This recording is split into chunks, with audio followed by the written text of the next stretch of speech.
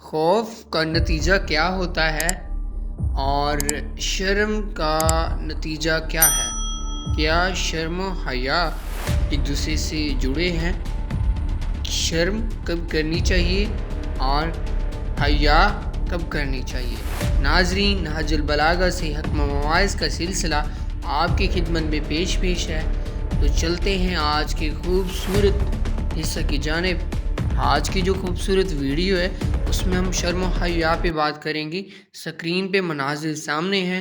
خوف کا نتیجہ ناکامی ہے، جو بندہ خوف کھائے گا وہ ناکام ہو جائے گا، اور شرم کا نتیجہ محرومی ہے، جو بندہ شرمائے گا وہ محروم رہے گا، اور فرصت کی گھڑیاں تیز رو ابر کی طرح گزر جاتی ہیں، لہٰذا بھلائی کے ملے ہوئے موقعوں کو مال غنیمت جانو اور لوگوں سے بھلائی کرو۔ اگر آپ کو مواقع میسر ہیں تو واقعی میں لوگوں کی مدد کرو۔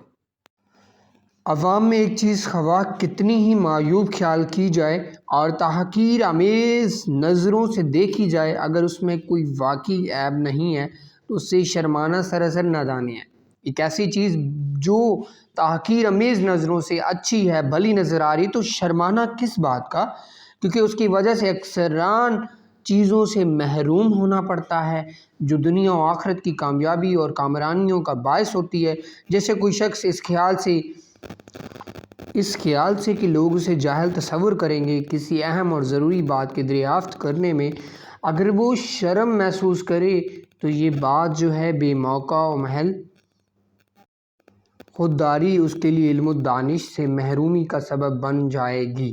اس لیے کوئی ہوش مند انسان سیکھنے اور دریافت کرنے میں عار نہیں محسوس کرے گا۔ چنانچہ ایک سن رسیدہ شخص سے کہ جو بڑھاپے کے باوجود تحصیل علم کرتا تھا، کہا گیا، تمہیں بڑھاپے میں پڑھتے ہوئے شرم نہیں آتی؟ اس نے جواب میں کہا تھا، یاد ہے، جب مجھے بڑھاپے میں جہالت سے شرم نہیں آئی تو اس بڑھاپے میں پڑھنے سے شرم کیسے آ سکتی ہے؟ تو ناظرین، آپ خود دیکھیں کہ جو شرم و حیا ہے اس کا ایک ہر طریقے سے ایک الگ سا ایک زاویہ ہے کہ شرم کب کرنی چاہیے اور حیا ہمیں کب آنی چاہیے۔ تو لوگ اب اس کے علم حاصل کرنے کو شرم کہہ رہے تھے، لیکن اس نے اس کو حیا میں بدلا، مثال دی جاہلیت کے ساتھ۔ آخرکار البتہ جن چیزوں میں واقعی برائی اور مفسدہ ہو ان کے ارتکاب سے شرم محسوس کرنا انسانیت اور شرافت کا جوہر ہے۔ اب منع کیا جا رہا ہے کہ کن چیزوں سے ہمیں شرم کرنی چاہیے، جیسے وہ اعمال ناشائستہ کہ جو شرع و عقل و مذہب اور اخلاق کی روح سے مذموم ہیں۔ کتنی اچھی بات کی ہے۔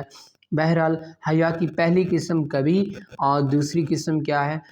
حسن ہے۔ چنانچہ پیغمبر صلی اللہ علیہ وسلم کا ارشاد ہے، حیا کی دو قسمیں ہیں، ایک وہ جو بات تقاضائے عقل ہوتی ہے، یہ علم حیا دنائی ہے، اور ایک جو حماقت کے عوض بعد میں اس کا نزول ہوتا ہے۔ تو یہ حیا تھا اور یہ شرم کی بات ہے جو ہم نے کی ہے۔ تو آپ ایسی چیزوں میں بالکل بھی شرم نہ اور محسوس نہ کریں جو آپ کی آنے والی زندگی میں، جو آخرت میں آپ کے لیے، آخرت تک آپ کے لیے کامیابی کا سبب بن سکتی ہے۔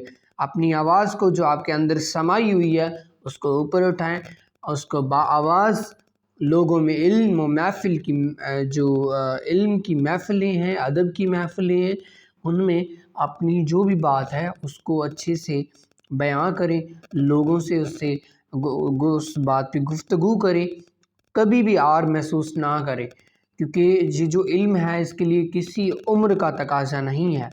علم آپ کبھی بھی حاصل کر سکتے ہیں۔ امید ہے یہ ویڈیو اچھی لگی ہوگی۔ اس طرح کی مزید ویڈیوز کے لیے ہمارے چینل کو ضرور سبسکرائب کریں۔ مجھے دیجیے